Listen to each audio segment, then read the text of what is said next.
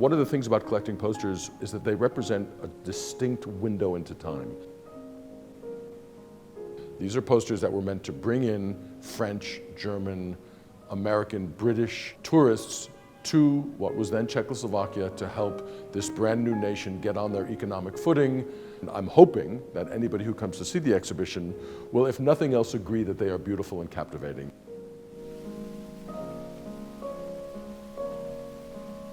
My name is Nicholas Lowry. I am the president of Swann Auction Galleries here in New York City. I am on the advisory board at Poster House Museum, where we are now.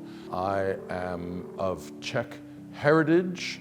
My father was born in Prague, fled before the Second World War, and at Swann Galleries and here at Poster House, I am the specialist in all things vintage posters.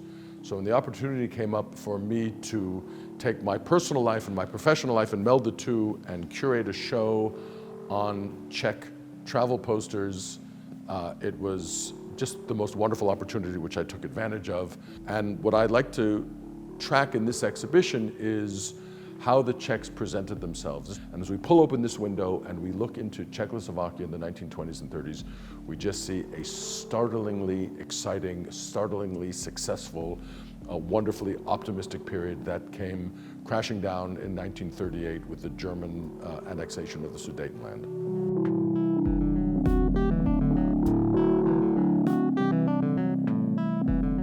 So I want to start here with this poster from 1929 by an artist named Miloš Endler. Endler designed this poster for the Western market to show how the trains could run from London all the way to Prague. Here are the things about this poster that I love that I would share. And again, it's sort of an insider's view. The first thing is this is an incredible view of Prague, of the Charles Bridge and the Prague Castle. The view is almost identical today as it is on this poster. Nothing has changed in this part of town, except for several things. In 1929, there were still people coming in from the Czech countryside to visit Prague for maybe markets or maybe for shopping. So this isn't some Mardi Gras reveler who's wearing traditional clothes. This is a peasant from the surrounding area of Prague who's in the city for business. But the city is also very cosmopolitan, so behind the person in traditional garb, you have a very elegantly dressed couple, you have a woman who's out doing her shopping. So in these small, sort of simple graphic snippets, the artist is showing us something about the cosmopolitan, yet traditional nature of Prague. In the markets and shops, delicacies to tempt the most discriminating palate were always on display.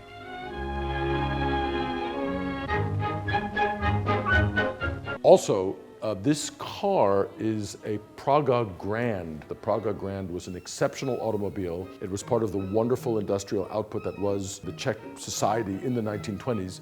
And this car is not accidentally on this poster. This is, again, like a small little Easter egg telling the viewers how technologically advanced the country is to have these great cars. And yet there's more about this poster too. Those of you who have been to Prague will say, there's no cars on Charles Bridge, and there aren't any cars on Charles Bridge. It's a pedestrian bridge now. I can't remember exactly when traffic stopped on the bridge, but I will tell you this, if you look closely, this car is driving on the left-hand side of the road, as if it was in England. Because Czechoslovakia, when it was formed, had left-hand drive, much like the United Kingdom. And they had left-hand drive, and this is just the most ironic, historical little tidbit, until the Germans invaded. And when the Nazis came into Prague, it was so confusing of them to drive on the wrong side of the road that they unilaterally switched the entire country to right-hand drive. And that's why this car is driving on the left-hand side of the road. They no longer do that. Thank you, Germans. Down here, we also have one of my favorites. Everything about this poster is wonderful, and I hope that if you're looking at it, you think it's beautiful. That's up to you. I can't dictate your taste, but I can tell you a little bit about the history. In 1932, the Czechs built this incredible film studio and the surrounding environs of this film studio, which included Barrandov terraces, which was a massive social facility with a grand ballroom, with a swimming pool, with tennis courts, with volleyball courts, with dancing, with drinking, with eating. And everybody who was anybody in all of Europe, whether you were a politician, whether you were royalty, whether you were bourgeoisie, you would want to come and hang out. And this artist, Alexander Hrska, just creates this image of a startlingly stylish, beautiful couple depicted in the most broad and glorious Art Deco manner, overlooking the terraces. And lest a viewer think that perhaps the artist is embellishing how the place actually looks, Hrska actually incorporates a photograph of the terraces in there, like a photo montage process, to show you that it really isn't just an artistic rendering of something special, but that it actually existed. So this is the kind of place where nowadays the paparazzi would be outside waiting to see who spilled out of their limousine. Whatever the scandal was, this is where it happened. And so not only is it a tribute to the movie industry in Czechoslovakia, it is also an indication of the extraordinary architecture that was taking place. These are it's a functionalist and modernist masterpiece building. So the Czechs could be proud of their construction, they could be proud of their society, they could be proud of their film industry. And I think for a young nation, for a Czech to see this on the street, it must have filled them with such extraordinary pride, and it remains as a great memento of that era.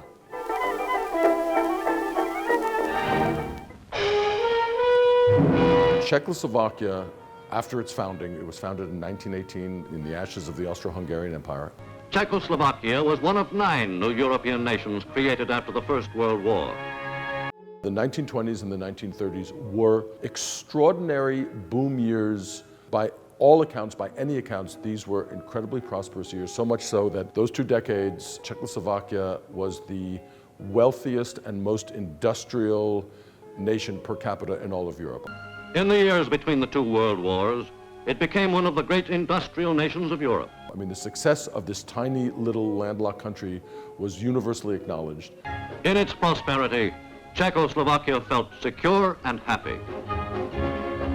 I think of all the pieces, this poster on top here for the Slovenska strela, which is the Slovak arrow, this really may be one of the most exceptionally designed and most important of all these posters. And if you haven't guessed by now, I tend to wax rhapsodic. So you look at this train and you're like, okay, that is a funny looking train, and I got no argument with that.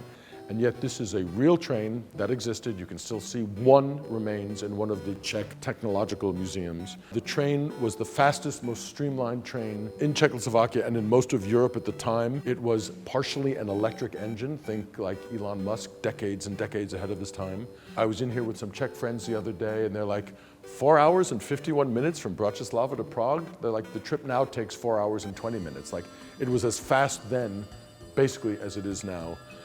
So this train was the lap of luxury, the epitome of design, the epitome of technology. Everything about this is like a proud and wonderful image. This poster is in Czech. It was only issued, to the best of my knowledge, it was only issued in Czech. This was for the Czech market. This was not telling someone from Paris to come to Prague and take a train trip to Bratislava. This was telling Czech businessmen who had to go, from one big city to another, how to get there more efficiently and how to go there in the lap of luxury. So that's like a Czech-only poster.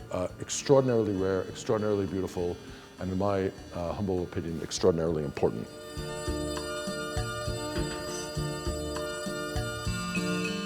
One of the great Czechoslovak industries of the era was the aerospace industry, the airline production industry. And Czechoslovakia was at the forefront of everything that was happening in Europe. And these 2 early posters, one of which is from 1928. So this poster was literally 10 years after the founding of the country, and already the country had established their own airline, and they did this wonderful poster.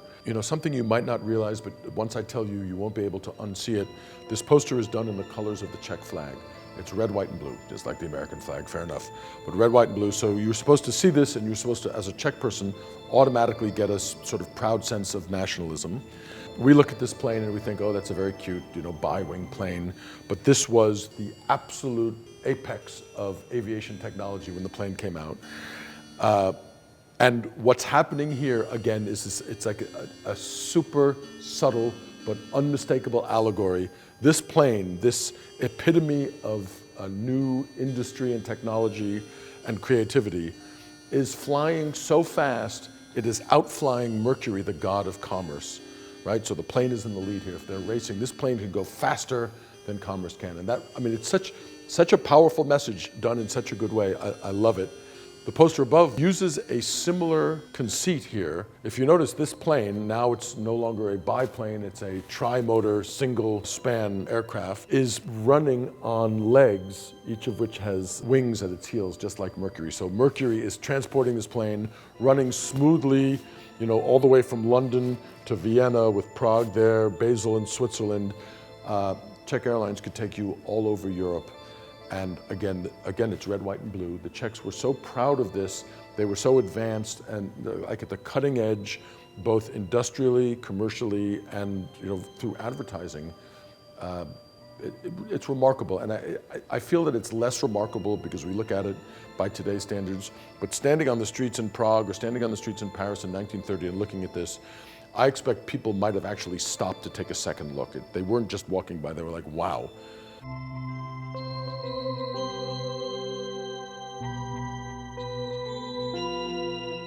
Czechoslovakia was formed out of some pieces of Hungary, some pieces of Poland, what was Bohemia and Moravia. And in all of these different territories, there were nationalities of people who all of a sudden were coming under a single umbrella of Czechhood. So these posters also tried to present a unified statehood to the people who lived in the places that others were being encouraged to visit.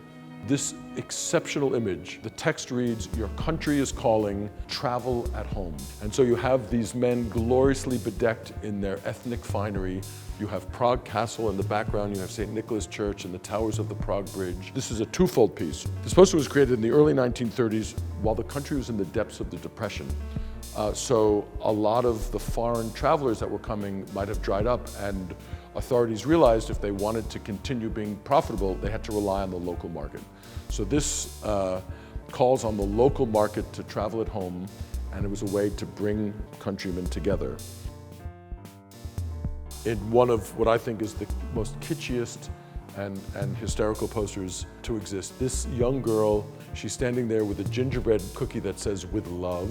So she's waiting to greet the foreigner. It has all of the fine little icing designs on it. This poster obviously is in English, was aimed at the foreign market. And I think this was again showing people that this advanced country, with all of their technological supremacy, with all of this and that, also had this extraordinary historical tradition.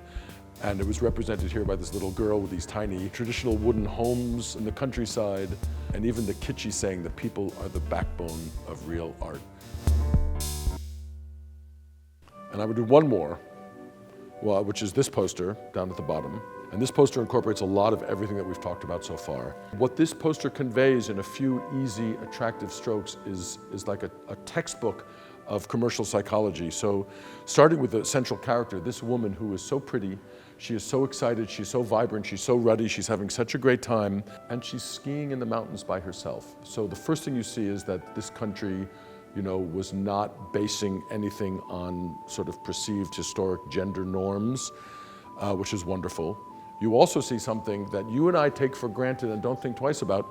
There was a cable car taking you up the mountain. This was in the early days of cable cars, and this was the first cable car in this part of Europe. And so the Czechs in the late 1920s, early 1930s were light years ahead of some of the other countries that people could go up the mountains. It also shows this incredible structure on top of the mountain. So just by showing that, the artist is indicating the great architectural ability of the country, the fact that they were to build this incredible hotel on top of a hill. It really is, to me, again, an optimistic image that wraps up the technological progress, the architectural advances, the social norms of the country, everything in this beautiful piece that literally you were walking down the street and you would have walked by it in 3 seconds. And hopefully, it would stay with you, but you might never have thought about it again until it appears now.